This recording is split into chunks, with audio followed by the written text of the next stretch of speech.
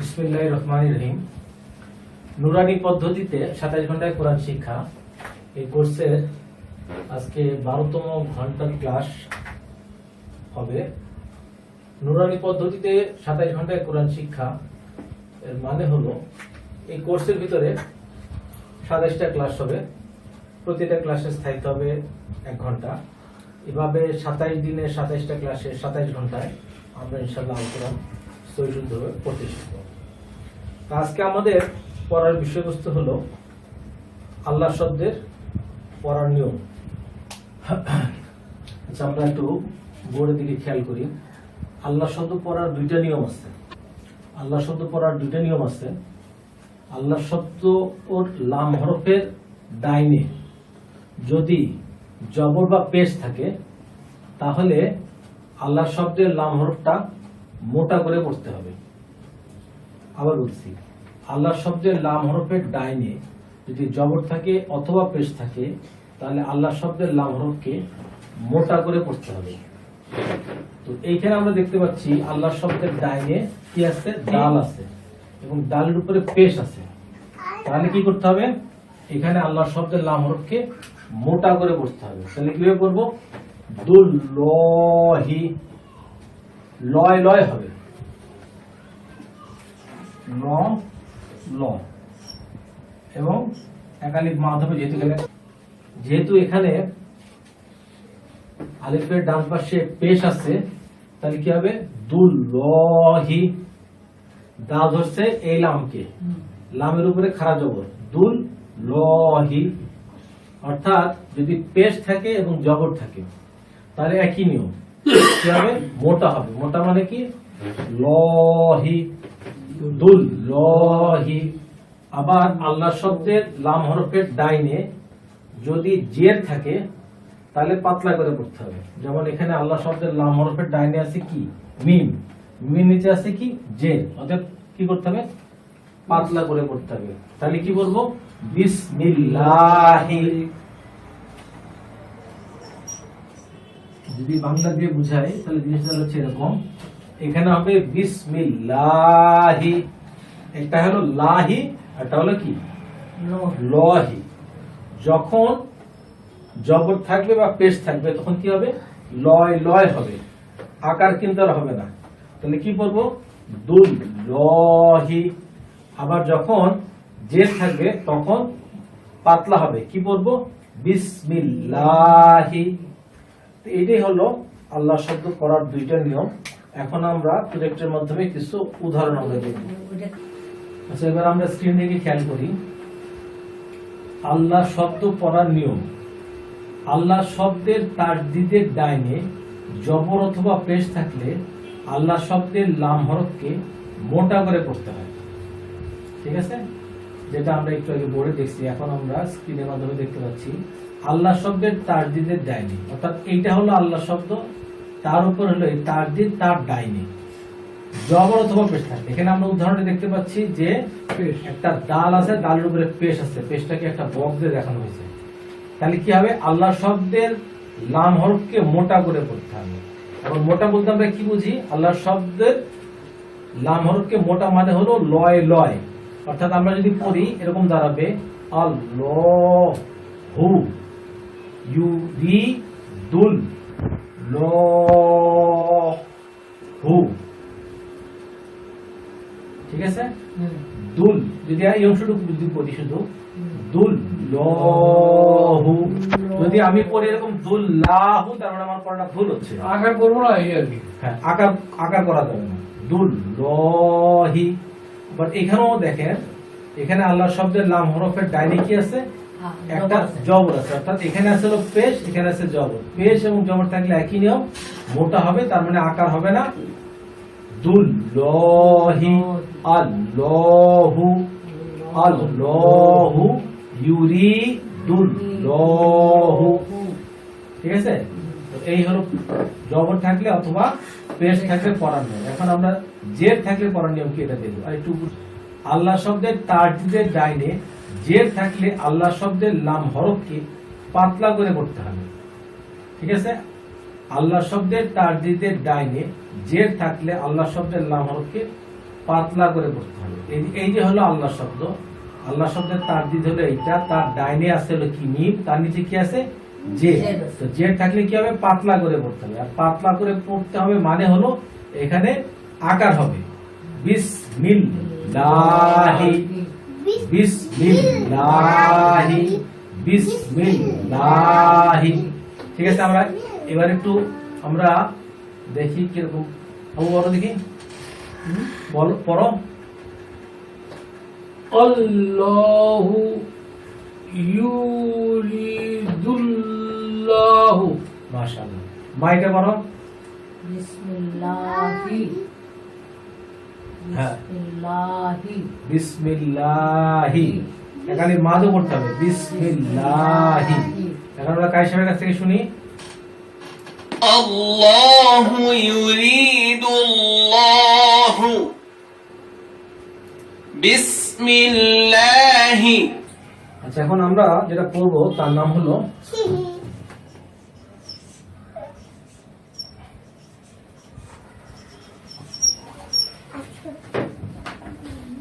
কি পড়বো, গুন্না। গুন্না মানে হলো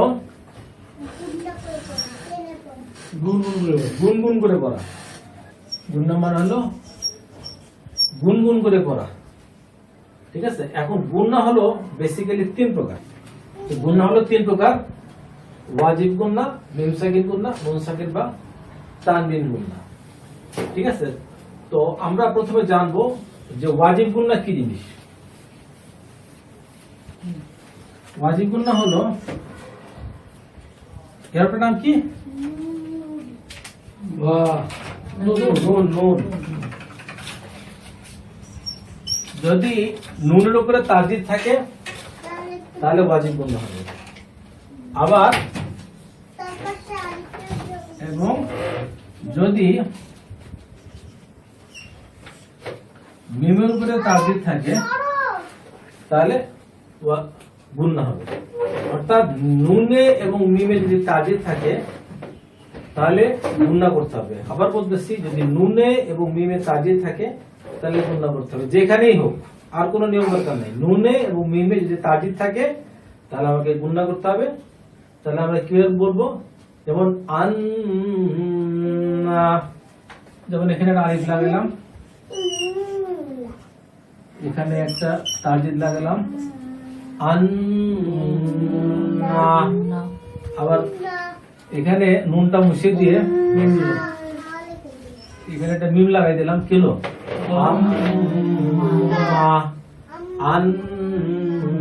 এই যে গুনগুন করতেছে এটা কি হলো গুন্না। আর নুনে এবং যদি তাসদিদ থাকে তাহলে কি হবে, ওয়াজিব গুন্না হবে। ঠিক আছে, এই হলো আমাদের ওয়াজিব গুন্না। আর কোনো নিয়ম নেই, পরে আমরা বিস্তারিত দেখব। এখন আমরা শুনবো হলো মিম সাকিন গুন্না। মিম সাকিন গুন্না হলো একটা কথার কথা, এখানে একটা সে ধরে নিলাম আলিফ আছে, তারপরে মিমের উপরে একটা সাকিন আছে বা জজম আছে, যেটাই বলি। তো মিম সাকিনের পরের হরফটা যদি বা থাকে, ঠিক আছে, তাহলে গুন্না হবে। অথবা যদি মিম থাকে তাহলে গুন্না হবে। মিম সাকিনের পরের হরফ যদি বা থাকে গুন্না হবে। মিম সাকিনের পরে যদি মিম থাকে তাহলে গুন্না হবে। মিম সাকিনের পরে বাও নাই, মিমও নাই, অন্য কোনো হরফ আছে তাহলে গুন্না হবে না। ঠিক আছে, আবার বলতেছি, মিম সাকিনের পরে যদি বা থাকে গুন্না হবে। মিম সাকিনের পরে যদি মিম থাকে গুন্না হবে। মিম সাকিনের পর হরফের মধ্যে বাও নাই, মিমও নাই, তাহলে গুন্না হবে না। এরপর আমরা শুনবো হলো নুন সাকিন বা তানবিন গুন্না। নুন সাকিন এবং তানবিন গুন্না, যেমন এখানে একটা নুনের উপরে সাকিন আছে, ঠিক আছে, এবং এর পরের হরফটা যদি বা থাকে, ঠিক আছে, তাহলে এটা মিম দ্বারা পরিবর্তন করে করতে হবে। ঠিক আছে? আচ্ছা, এরপরে এবং এই হরফটাকে বলে ইকলাবের হরফ। তারপরে নুন সাকিনের পরে যদি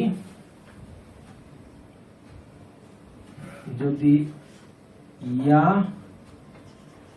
মিম ওয়াও নুন এই 4 হরফের যে কোনো হরফ থাকে তাহলে গুণনা করে পড়তে হবে। নুন সাকিনের পরে যদি ইয়া মিম ওয়া নুন এই 4 হরফের কোনো হরফ থাকে তাহলে গুণনা করে পড়তে হবে। এগুলোকে বলে ইদগামে বা গুণনা বলে। পরে আমরা বিস্তারিত পড়ব এবং আমাদের এই পাঠের মধ্যে আমরা ইনশাআল্লাহ গুণনাকে 3 বার রিভিশন দিব, অতএব ভীত হওয়ার কিছু নাই। এরপরে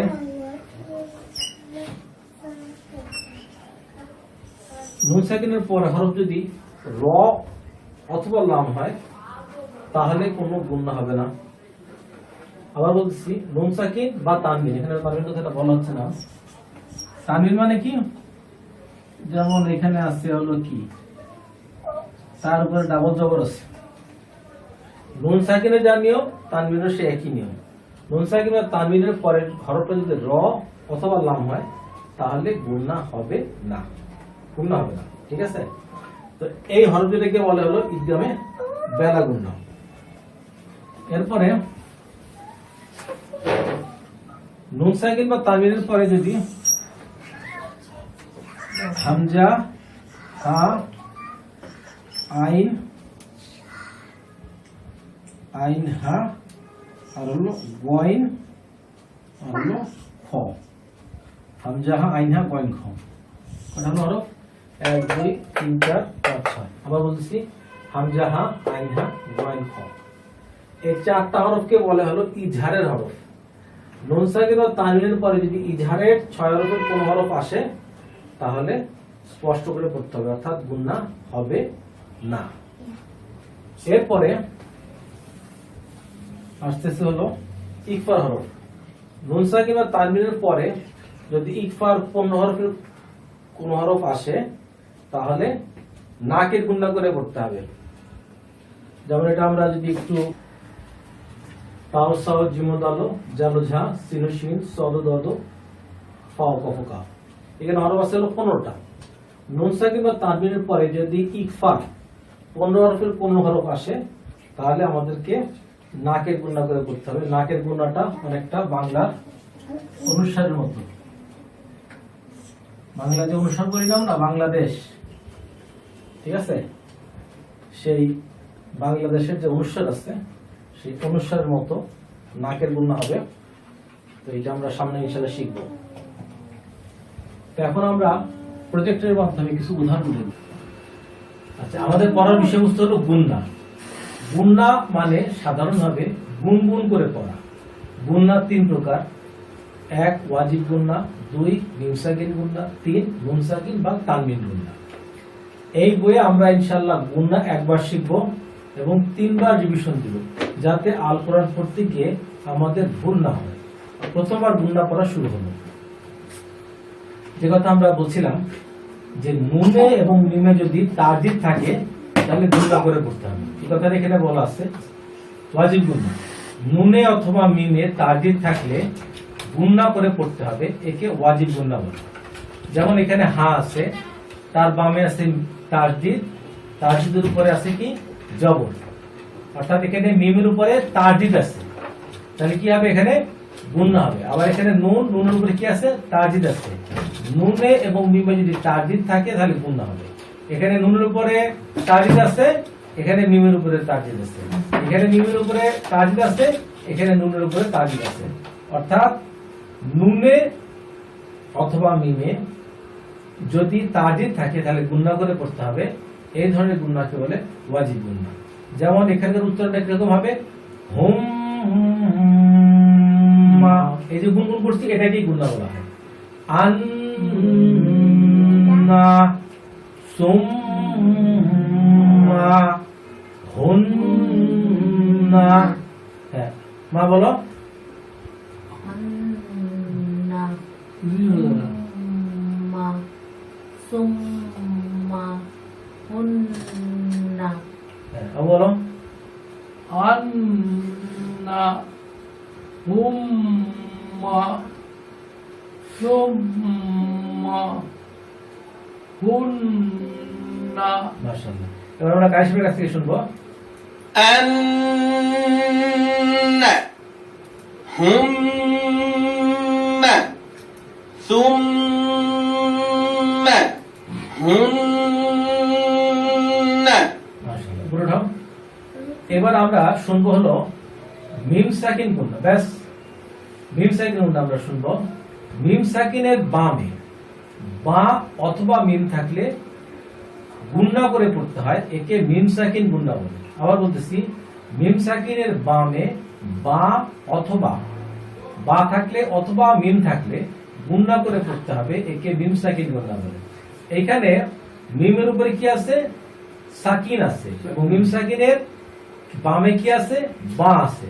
আমরা শিখছি কি, মিম সাকিনের বামে যদি বা থাকে তাহলেও গুণনা হবে, যদি মিম থাকে তাহলেও গুণনা হবে। তো এখানে আমরা দেখতে পাচ্ছি যে মিম সাকিনের বামে বা আছে, ঠিক আছে, এখানে তাই লেখা আছে, এখানে মিম সাকিনের পরের হরফে বা, তাই গুণনা করতে হবে। তাহলে কিরকম ভাবে? রব্বাহুম, আমি একবার বলি, রব্বাহুম বিহিম, বলো রব্বাহুম বিহিম আবার রব্বাহুম বিহিম রব্বাহুম বিহিম। আবার কথা কথা বলতেছি, যদি এখানে বা না হয় যদি মিম হইতো, যদি বা না হয় যদি এখানে মিম হইতো, যদি বিহীন না হয় মিহিম হইতো, তবুও কিন্তু গুণনা হইতো, ঠিক আছে। তাহলে আমরা কার সাহেব থেকে শুনি এটা। ربهم بهم রব্বাহুম বিহিম। আচ্ছা, আবার আর একটু উপরে উঠাও। এখানে শুধুমাত্র আমরা একটু হরফগুলা চিনি। এখানে হ্যাঁ, এখানে আছে হলো গ্রুপ, এখানে আছে সংখ্যা, এখানে আছে হরফ, আর এখানে বলা হচ্ছে, এখানে প্রথমে বলা হচ্ছে কি নুন সাকিন বা তানবিন পড়ার নিয়ম 5টি। নুন সাকিন বা তানবিন পড়ার নিয়ম 5টি, ঠিক আছে। এখানে আছে গ্রুপ, এখানে আছে সংখ্যা, এখানে আছে হরফ, এখানে আছে নুন সাকিন বা তানবিনের পরের হরফ। নুন সাকিন বা তানবিনের পর হরফ যদি বা হয়, তাহলে মিম দ্বারা পরিবর্তন করে পড়তে হয়, এবং এই বা হরফকে আমরা কি হরফ বলি? ইকলাবের হরফ বলি। আবার নুন সাকিন বা তানবিনের পর হরফ যদি ইয়া, মিম, ওয়াও, নুন এই 4 হরফের কোন একটা হরফ হয়, তাহলে সেখানে গুণনা করে পড়তে হয়, এবং এই 4টি হরফকে বলা হয় ইদগামে বা গুণনা। আবার নুন সাকিন বা তানবিনের পরের হরফটা যদি র অথবা লাম হয়, তাহলে গুণনা ছাড়া পড়তে হয়, এবং এই 2 হরফকে বলা হয় ইদগামে বেলা গুণনা। আবার নুন সাকিন বা তানবিনের পর হরফ যদি এই মানে ইজহারের 6 হরফের কোন হরফ হয়, তাহলে স্পষ্ট করে পড়তে হয়, গুণনা ছাড়া স্পষ্ট করে পড়তে হয়। এই হরফগুলো হলো হামজা, হা, আইন, হা, গয়েন, খ। আবার বলতেছি, নুন সাকিন বা তানবিনের পরের হরফ যদি হামজা, হা, আইন, হা, গয়েন, খ এই 6 হরফের কোন হরফ হয়, তাহলে গুণনা ছাড়া স্পষ্ট করে পড়তে হয়। এই 6টি হরফকে বলা হয় হলো ইজহারের হরফ। আবার নুন সাকিন বা তানবিনের পরের হরফ যদি ইকফার 15 হরফের কোন হরফ হয়, তাহলে নাকের গুণনা করে পড়তে হয়। এই 15টা হরফ হলো তা, সা, জিম, দাল, সদ, দদ, ত, জ, ফা, কফ, কাফ। এখানে একটা টেবিলের মাধ্যমে দেখানো হয়েছে, টেবিল। কারণ আমার নুন সাকিন এবং তানবিনকে আমাদের শিখতে হলে একই জিনিস কিন্তু আমাকে বারবার বারবার বারবার করে পড়তে হবে, যাতে এটা আমার মানে মনের মধ্যে গেঁথে যায়, ঠিক আছে। এক নজরে গুণনার টেবিল টাইপ। গুণনার নাম কি? ওয়াজিব গুণনা। কি করতে হবে? গুণনা করতে হবে। কখন করতে হবে? নুনে অথবা মিমে তারজিদ থাকলে। কোন হরফ থাকলে হবে? নুন এবং মিমে তারজিদ হলে হবে। তাহলে নুনে এবং মিমে যদি তারজিদ থাকে, তাহলে গুণনা করতে হবে এই গুন্নাকে বলে হলো ওয়াজিব গুন্না। এরপর নিচে যাও, ব্যাস ব্যাস। এরপরে নুন সাকিন বা তানবিনের পরে যদি বা থাকে তাহলে সেই বায়ের জায়গায় মিম দ্বারা পরিবর্তন করে পড়তে হবে। আমরা আল কোরআন পড়তে গেলে দেখবো যে নুন সাকিন বা তানবিনের পর হরফটা যদি বা হয় তাহলে ছোট্ট করে কিন্তু একটা মিম লেখা থাকে, থাকে না এরকম? এই বা থাকে যাতে আমরা ভুলে না যাই, আমরা যাতে ভুল না করি। তাহলে এই হরফটাকে কি বলে? এই বা হরফটাকে বলে হলো ইকলাবের হরফ। আবার নুন সাকিন বা তানবিনের পর হরফ যদি ইয়া মিম ওয়াও নুন এই চার হরফের কোন হরফ হয় তাহলে গুন্না হবে, এবং এই হরফগুলোকে বলা হয় হলো ইদগামে বা গুন্না। এরপরে নুন সাকিন বা তানবিনের পর হরফ যদি র অথবা লাম হয় তাহলে গুন্না হবে না। এই দুইটা হরফকে বলা হয় হলো ইদগামে বেলা গুন্না। উপরে উঠো।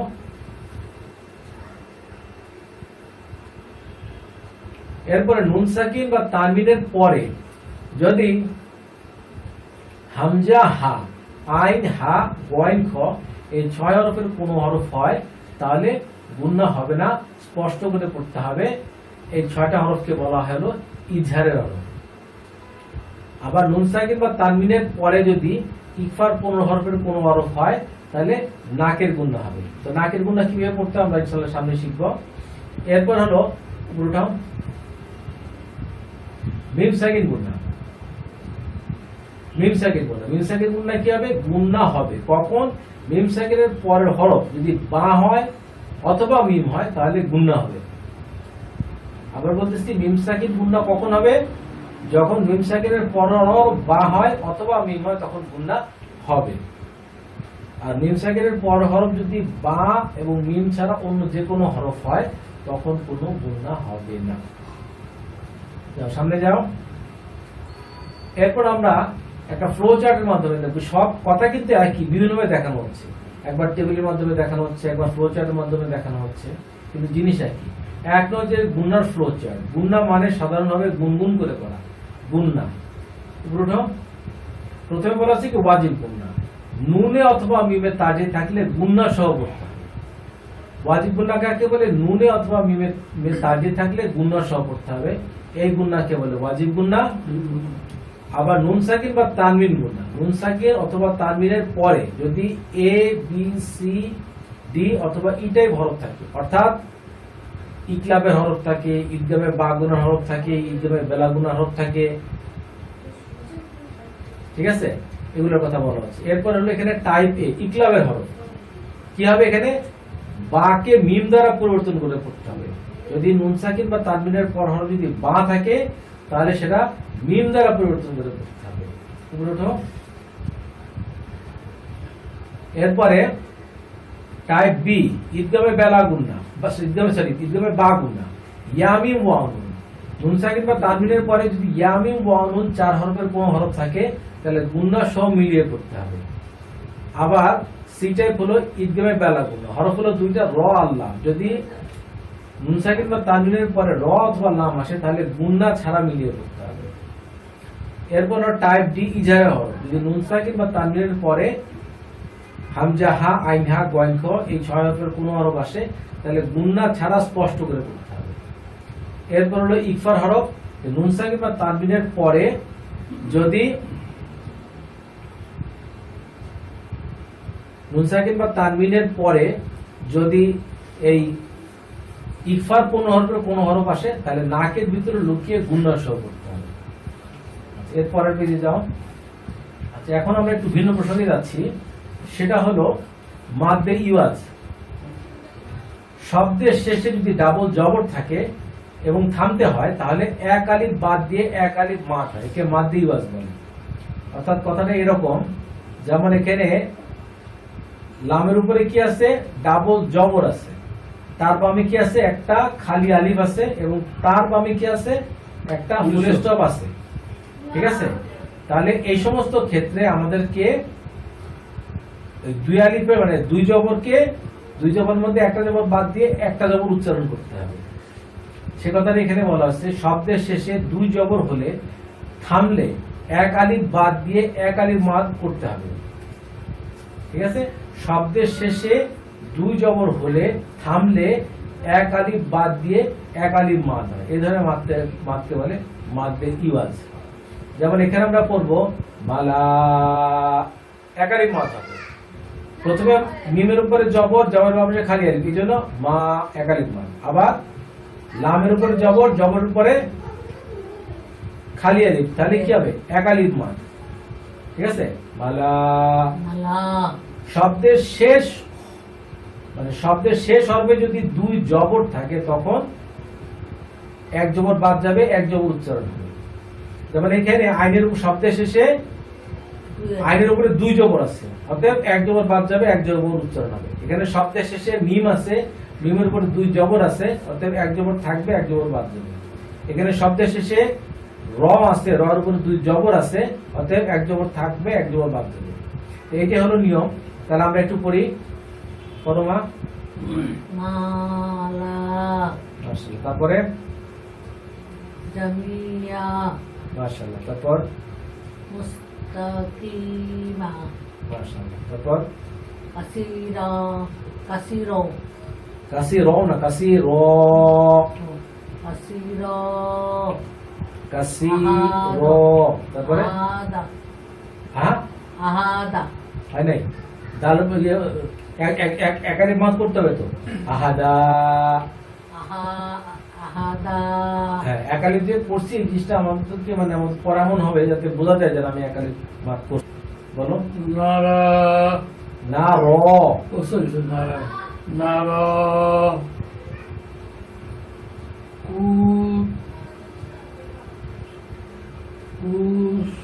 কুসুর, না কুসু। তারপর কুসুরা, ঠিক বলছেন না, রতে এক আলিফ মাদ করতে হবে রতে। কুসুরা, হ্যাঁ। আলিমা, মাশাআল্লাহ। তারপর হাকিমা, তারপর রহিমা, মাশাআল্লাহ। আচ্ছা একটু গাড়ি أحدا كثيرا مستقيما جميعا مالا نارا قصورا عليما حكيما رحيما মা এটা বলো। বসিরো, গফারো, কিতাবান, কিতাবা, তুয়া, সুদা।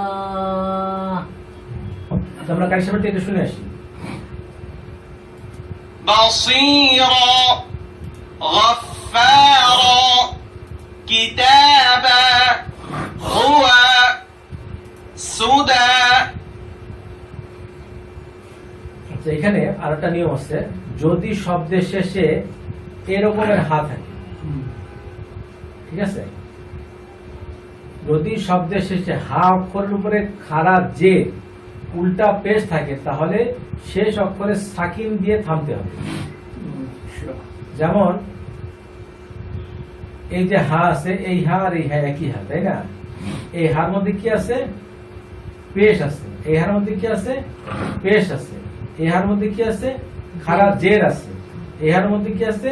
খাড়া জের আছে। তাহলে নিয়মটা কি বলতেছে আমাদেরকে, যে এরকম যদি থাকে, এরকম হা যদি থাকে তাহলে সাকিন দিয়ে করতে হবে। অর্থাৎ মনে করতে হবে যে হায়ের উপরে কোনো জের বা পেশ নাই, এখানে কি আছে? সাকিন আছে। জজম আর সাকিন একই জিনিস, যাই হোক সাকিন আছে। আবার বলতেছি, যদি শব্দের শেষ হরফে যদি হা থাকে, সেটা এই হা হোক আর এই হা হোক, ঠিক আছে? এই হা আর এই হা বেসিক্যালি ধাক্কা দিয়ে করতে হবে। না না, ধাক্কা দিয়ে না, এটা ধাক্কাটা অন্য নিয়ম। শব্দের শেষ হরফটা যদি এরকম হা হয় অথবা এরকম হা হয় এবং এই হার মধ্যে যদি খাড়া জের থাকে অথবা উল্টা পেশ থাকে, তাহলে এখানে হায় সাকিন মনে করে পড়তে হবে, ঠিক আছে? যেমন ইয়ালামুনা, ইয়ালামুনা বি বি বি ওই তাকে দাও তো। বি যাই হোক এখানে হায় সাকিন মনে করতে হবে অর্থাৎ মনে করতে হবে খারাপ একটা নাই কি আছে হায়ের উপরে একটা সাকিন আছে বি ওই বি তাকে তো আছে। হ্যাঁ আলামুনা বি ওয়া কাফা বি ওয়ামরাতু হুদুদাহ ঠিক আছে পড়ো বসন্ত দেব হ্যাঁ ইয়া। পুরোটা ইয়া ইউ ইয়া না তো ইয়া না তো ইয়া ইয়া হ্যাঁ ইয়া লামুনা বি মাশাআল্লাহ তারপর ওয়া কাফা বি বি ওয়া ওয়াম ওয়াম ওয়াম ওয়ামরাতু হচ্ছে না ওয়ামরাতু এখানে আলিফ আছে না আলিফের উপরে জবর ও আছে আচ্ছা আচ্ছা ওয়ামরাতু আবার ওয়ামরাতু মাশাআল্লাহ তারপর হুদু দু দা দু দা দা দু দু দা দা হু দু দা দা এখানে একটু মাদ হবে যেহেতু পেশের পাশে যতগুলো বাব আছে হুদুদা দুদা হুদুদা হুদুদা আচ্ছা আমরা কায়সারটি শুনি يعلمون به وكفى به وامرأته حدوده এবার এটা বলো ফাআক রাজাবি মাশাআল্লাহ হ্যাঁ মিম মিম মা বেশ মিম মিস মিস লি যেখানে একটু বলি কথা সেটা হলো এখানে আছে কি নুন সাকিন আছে না নুন সাকিনের পর হরফটা কি মিম আছে তাজদিদ আছে না না নুন তাজের কথা বলি নাই আমি বলছি নুন সাকিনের পর হরফটা কি আছে মিম আছে হ্যাঁ তাহলে নুন সাকিনের পর যদি ইয়া মিম ওয়া নুন এই চার হরফের পুরো হরফ থাকে তাহলে গুণা করে পড়তে হবে হ্যাঁ আবার মিমের উপরে কি আছে তাজিদ আছে অর্থাৎ এখানে গুণা তো হবেই তাহলে মিম মিম মিস লি মিম মিস লি এর মাত করা যাবে না লি লি মিম মিস লি লি মিম মিস লি তারপরে মা বলো জালিকা লিমান লিমান লিমান খাসি খ খুশিরা খসি খুশিরা খসি হ্যাঁ র পেলে কথা খসি ইয়া খুশিয়া রব্বি রব্বা রব্বা আবার বলো জালিকা লিমান লিমান লিমান হ্যাঁ খুশিরা খুশি রব্বা খসিয়া ইয়াটা বাদ যাচ্ছে খসিয়া খুশিয়া রব্বা আচ্ছা এখানে একটা কথা বলিনি সেটা হলো এইখানে যেমন মিমের উপরে কি আছে সাকিন আছে না হ্যাঁ আমরা শিখে আসছি কি একটু আগে যে নুন সাকিন বা তানবিনের পরের হরফে যদি যে ইজহারের 6 হরফ হামজা আইনহা গয়েন খ এই 6 হরফের কোন হরফ আসে তাহলে কি হবে গুণনা হবে না স্পষ্ট করে পড়তে হবে ঠিক আছে অতএব লিমান কোনো গুণনা হবে না লিমান খশিয়া রব্বা জালিকা লিমান খশিয়া রব্বা বলো জালিকা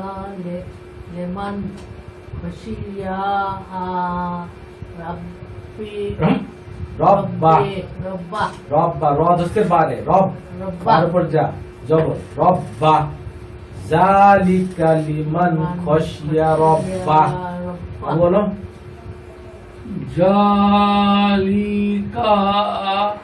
কা মিম জালিকা লি মান হুম মান খ খ খাসি খাসিয়া।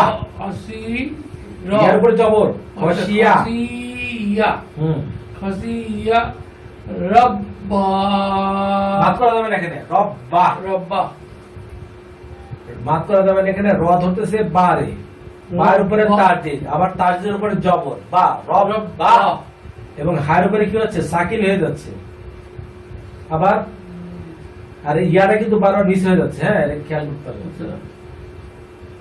জালি জালি কাম মিন না মান সরি মান জালি আবার বলি হুম। জালিকা লিমান হুম খাসিয়া হ্যাঁ রব্বা হইছে, কিন্তু মাঝ হয়ে যাচ্ছে, কিন্তু মাঝ হবে রব্বা রব্বা রব্বা রব্বা জালিকা লিমান খাশিয়া রব্বা। রব্বা বা একটু কারিশমার থেকে শুনে আসি।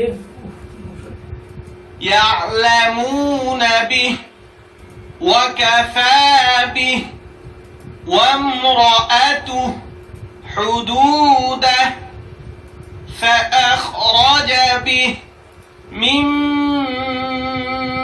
مثله ذلك لمن خشي ربه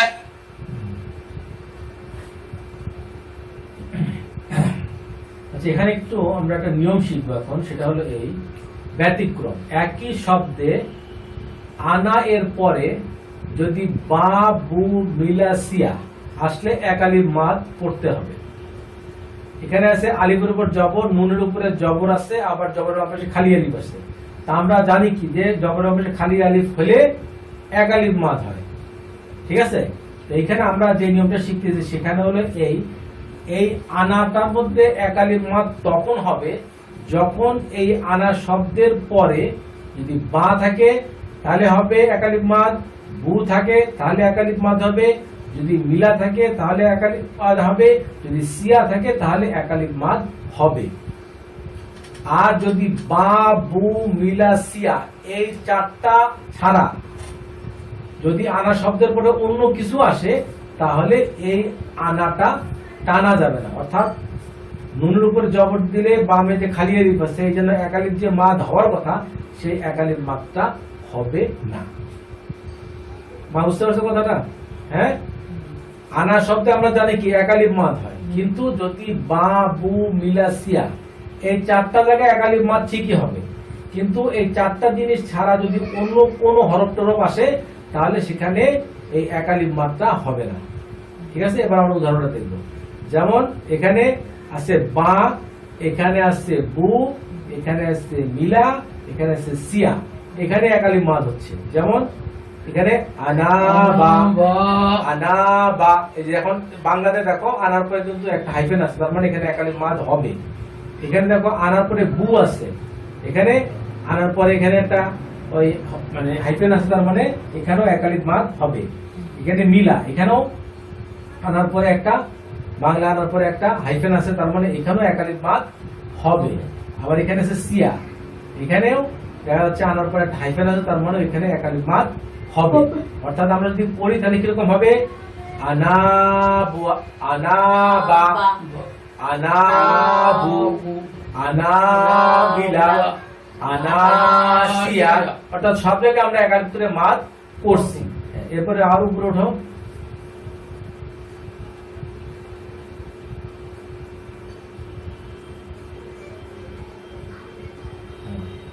এখানে দেখো কিন্তু বাকি সব আনা মাদ হবে না, অর্থাৎ আলিফের ডানে জবর থাকা সত্ত্বেও মাদ হবে না। যেমন এটা উদাহরণটা আমরা খেয়াল করি, এখানে আনা শব্দের পরে আছে কি আইন আছে, বাবু মিলাসিয়া এই চারটার মধ্যে মাদ হবে, কিন্তু এখানে তা নাই, এখানে অন্য জিনিস আছে, আইনের উপরে জবর আছে, অতএব এখানে আনাতে মাদ হবে না। আবার এইখানে আনার পরে কি আছে? মিমে নিজে জের আছে, মি আছে, অর্থাৎ আনা বা, আনা বু, আনা মিলা, আলা সিয়া, অতএব এই চারটা বাদে এখানে অন্য কিছু আছে, অতএব এই আনাটাও টানা যাবে না। না। উপরে ওঠো।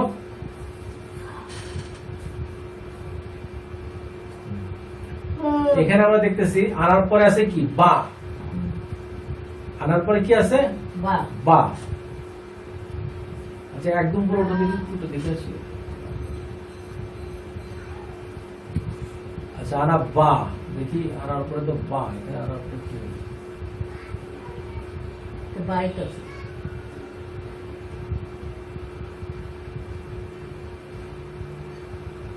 আচ্ছা এখানে কিন্তু আনা টানা হয়েছে, সেই জিনিসটা দেখানো হয়েছে এখানে, ঠিক আছে।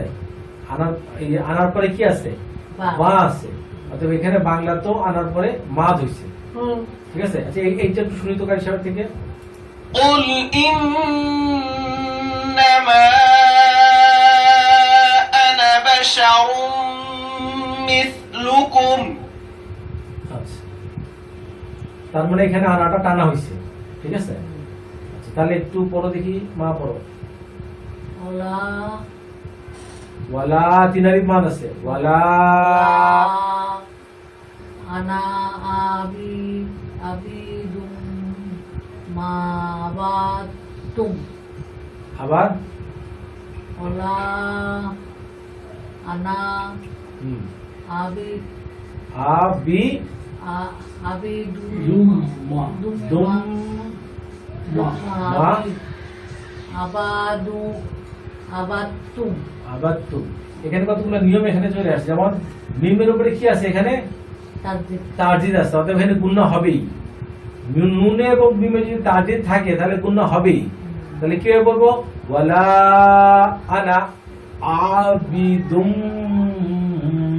মা আবাদতুম আবাদতুম। এখানে আবার আরেকটা নিয়ম চলে আসছে, সেটা হলো কি, প্রথমে আছে হলো সাকিন, তারপরে আছে হলো তাজিদ।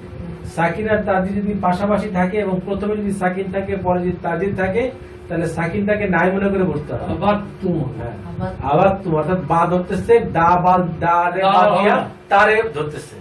হ্যাঁ, ওয়ালা আনা আবিদুম মা আবাদতুম। হ্যাঁ বল এটা। ওমা আনা মিনাল মুশরি ও এটা মুশরিকিন। মুশরিকিন হয়েছে। আবার ওমা আনা মিনাল মুশরিকিন। মাশাআল্লাহ। হ্যাঁ, এবারে এটা বলো। কুল ইন্নামা আনা বাশার বাশা না, বাশা। বাশা সরি হ্যাঁ। বাশা হ্যাঁ। বাশা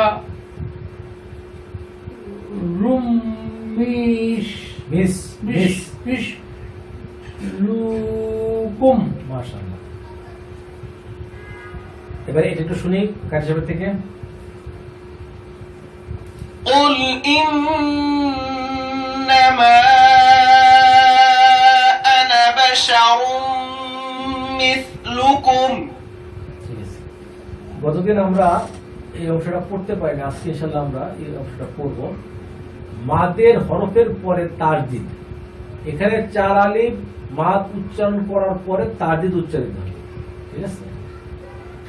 খেয়াল করে জিনিসটা, এখানে দদের উপরে কি আছে, চার আলিফ মাদের চিহ্ন আছে এবং দদের পরে কি আছে, একটা তারদিদ আছে। তাহলে চার আলিফ মাদও করতে হবে, তারদিদও করতে হবে।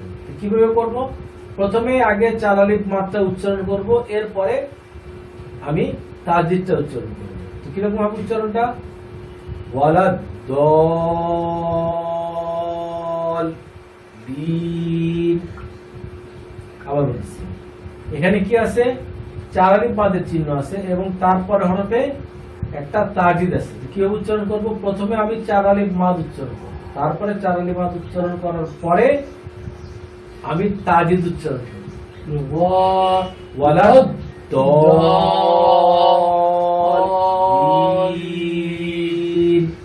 ওয়ালা দল প্রথম থেকে বড় গাইরি একজন একজন করে আবু বলো গায়রিল একজন একজন করে গায়রিল হ্যাঁ গায়রিল মাগ মাগ মাগ মাগরিব এটা কি হরফটার নাম কি জ দদ দদ দু বি আলাই হিম ওয়ালা ওয়ালা ওয়ালা দালিন মাশাআল্লাহ মা বলো এটা কিন্তু সূরা ফাতিহার শেষ আয়াত আমরা প্রতিদিন পড়তেছি গৈরুল গায়রিল মাগদুবে আলাইহিম ওয়ালাদ-দাল্লিন মাশাআল্লাহ পড়ো এটা ওয়া ওয়া ওয়া জাদাকা দ ওইয়া কি দ ধরছে লাম্বে দল দল আচ্ছা দল দল তারপরে কি লামের উপরে দুই অপর দল লাং লাল লাং লাল লাং লাং লাং। লাং কেন হবে এখানে লামের উপরে কি আছে তারজিদ তারজিদের উপরে আছে কি দুই জবর তার মানে তানবিন দুই জবরকে তানবিন বলা হয় তাহলে নুন সাকিন এবং তানবিনের পর হরফটা কি ফা আছে ফা হলো ইকফার 15 হরফের একটা হরফ হলো ফা অর্থাৎ এখানে নাকের গুণা হবে তাহলে কি রকম ওয়া ওয়া জাদাকা দলাং ফাহাদা আবার বলো ওয়া ওয়া আযা ওয়া ওয়া শেষ ওয়া ওয়া আ আর কেন বলছো দুইটাই তো ওয়াও ওয়া ওয়া হ্যাঁ ওয়া ওয়া হ্যাঁ জাদাকা হ্যাঁ দা দ দ দ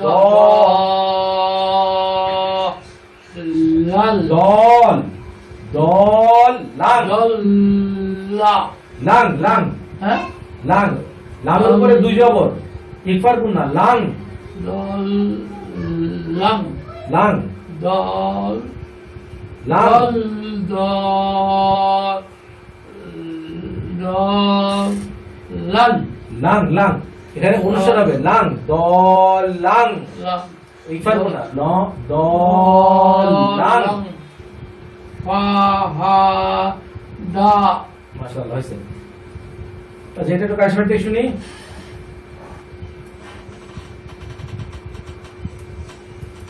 ووجدك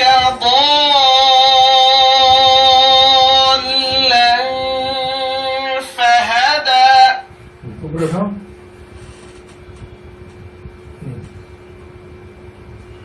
ব্যাস বাবা দেখি এটা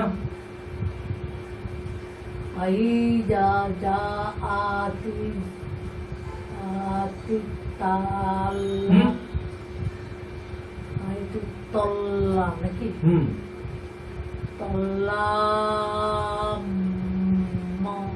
মাতু মাতুল এটা কি হবে না ঠিক রয়া আচ্ছা আবার বলো আইজা জা আতি এখানে একটু গন্ডগোল হয়ে আসছে আমার আবার বলো আইজা জা আতি এখানে দেখো একটা যার উপরে চারালি পাত আছে ফাইজা জা আতি তিত ত তিত। ত দুটি কিন্তু তো তিত আতি তা ত মা তু তো তম তো রায়া আচ্ছা আমারটা একটু শোনো তো ফাইজা জা আতিক তম্মা তুল ঠিক আছে এখানে তা ধরছে এই তকে তিত আবার তর উপরে জবর তার উপরে কি চারালির মার তাহলে কি হলো তিত আবার মিমের উপরে কি জবর তম্মা আবার আবার তা ধরছে রামরে তুল তুল তুল কাপ ধরছে বারে কুব কুব রর উপরে খাড়া দেবো র তাহলে কি হলো ইজা যা তিত মা তুল কুবুর বলাবো হ্যাঁ প্রথম দিকে বলো ফাইজা যা আতিতা ইত তিত্তা তিত্ত ত তিত্ত মা চুল চুল কুব কুব র মাশাআল্লাহ খুব সুন্দর হয়েছে এবার কাশিফা থেকে শুনি فإذا جاءت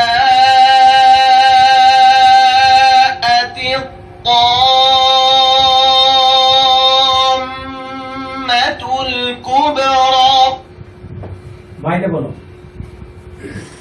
ফাইজা যা আতিসা কিস আতিতা তা ধরছে এই সদ রে সতে কি হচ্ছে সনা হ্যাঁ স আতিস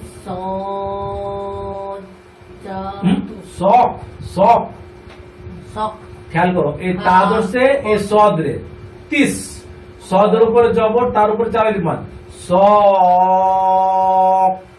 খ খ হক স খ কেন এখানে যে ওই হাই সাকিন হয়ে গেছে যে একটু আগে যে নিয়মটা আমরা শিখলাম ঠিক আছে আবার বলো ফাইজা যা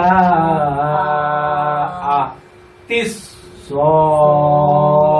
খ স খ আবার বলো ফাইজা যা আতিস হ্যাঁ তিসা সানা স হ্যাঁ এটা তো সদের উপরে জবর দিলে স হয় সদ হলো হ্যাঁ তিস তিসা খ সি স খ কারণ হাই সাকিন হয়ে যাচ্ছে এখানে এটা তাটা হা হয়ে যাচ্ছে এবং সাকিন হয়ে যাচ্ছে তিস স খ খ হাত হুম খাত হবে না খাওয়ার উপর জবর দিলে তো খ হয় আর এখানে তাটা হা হয়ে যাচ্ছে এবং সাকিন হচ্ছে তিস স খ তিস স খ খয়ের উপর জবর দিলে হয় খ আর তাটা হা হয়ে যাচ্ছে এবং উপরে সাকিন হচ্ছে তাহলে কি হচ্ছে তিস স খ খ হ্যাঁ আবার বলো ফাইজা যা তিস তিসা সানা স তিস স হ্যাঁ বলো তিসা খ খ বাহ তিস স খ তিস স খ তিস স খ ফাইজা জাআতিস স খ স খ স খ ফাইজা জাআতিস স খ ঠিক আছে আচ্ছা কাশিফা থেকে আরেকবার শুনি فإذا جاءت الصاخة এরপরে আমরা শুনি আরো একটু উপরে উঠাও আরো উপরে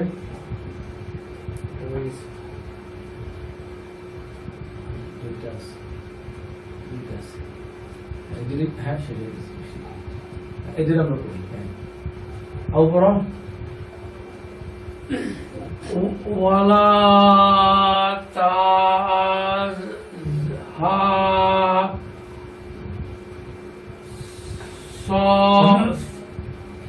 আর উপরে কি আছে হা হার উপরে খাড়া জবর আছে তার উপরে চার আলিফ মাঝে চিহ্ন আছে অর্থাৎ হা। চার আলিফ মাপ করার পরে এই হাটা ধরবে কাকে? এই দতকে ধরবে।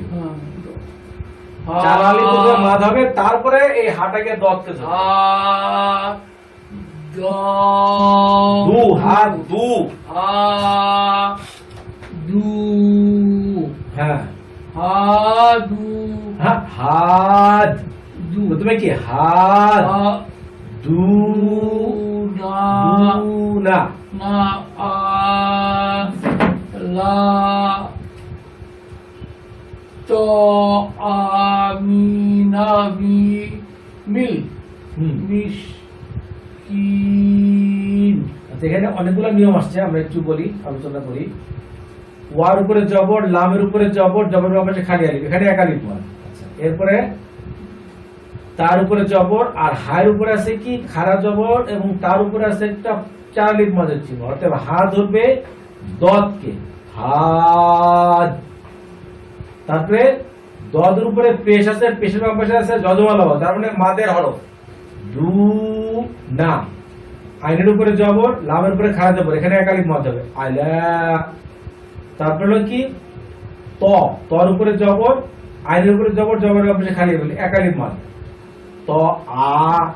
মিমের উপর নিচে জের, মিম ধরছে কারে লাল রে মিল, আবার মিম ধরছে কারে সিনকে মিস, কাফ ধরছে কারে ইয়ারে মিশকিন। মিসকিন। তাহলে কি হবে? ওয়ালা তা'আদুনা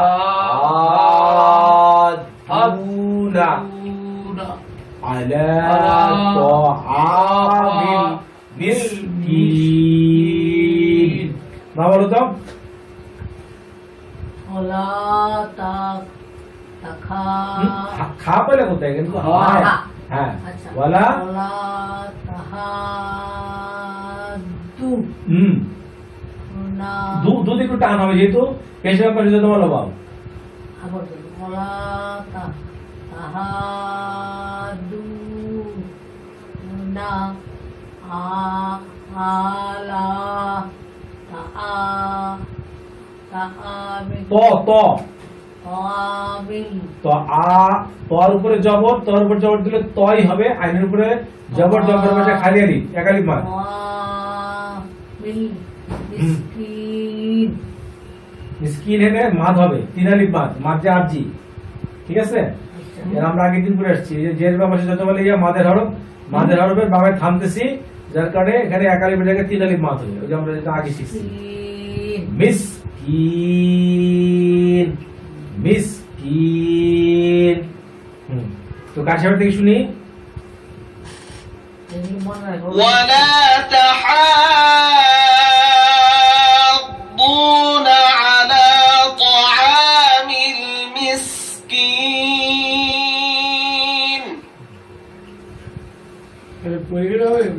এটা মানে এটা হলো প্র্যাকটিস, ঠিক আছে? পড়তে পড়তে পড়তে পড়তে আমাদের আয়ত্ত হবে ইনশাআল্লাহ। ওয়াইজা ওয়া ইজা র আও আও হুম কলু ইন্না হাও হাও লা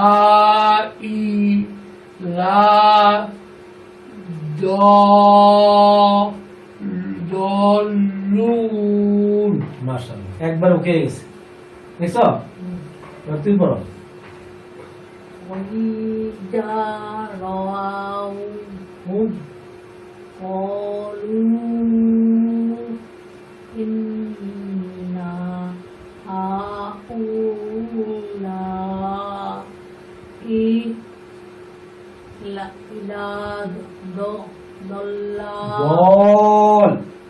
দলের উপরে জবর আছে, তার বামে আছে খালি আলিফ, তার উপরে আছে চার আলিফ মাদের চিহ্ন, অতএব দলের উপরে চার আলিফ মাদ করে তারপর বামকে ধরতে হবে।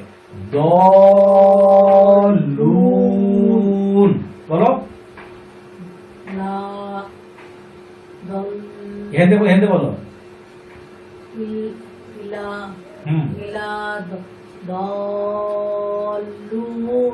মাশাআল্লাহ। তারপর কার সাথে থেকে শুনি? وإذا رأوهم قالوا إن هؤلاء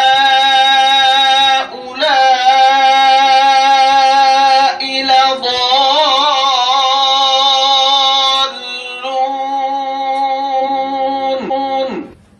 তো নুরানি পদ্ধতিতে 27 ঘন্টায় কোরআন শিক্ষার এই বইটা বাংলাদেশের বিভিন্ন অভিজাত দোকানে পাওয়া যায়। এই হটলাইন নম্বরে ফোন করলে বইটা হোম ডেলিভারি দেওয়া হয়। আর ভারতের পাঠকরা এই নম্বরে ফোন করে হোম ডেলিভারির মাধ্যমে বইটা সংগ্রহ করতে পারেন। আর যারা ওয়েবসাইট ব্যবহার করেন তারা www.quranebishop.com ওয়েবসাইট থেকে এই বইটা ফ্রি ডাউনলোড করতে পারবেন। আর যারা অ্যাপস ব্যবহার করেন তারা প্লে স্টোরে গিয়ে বাংলা কোরআন লিখে সার্চ দিলে 14-15 নম্বরে এই বইটা পাওয়া যায়। আজকের মতো পাঠ এখানেই শেষ। আগামী দিন আবার দেখা হবে ইনশাআল্লাহ। আসসালামু আলাইকুম।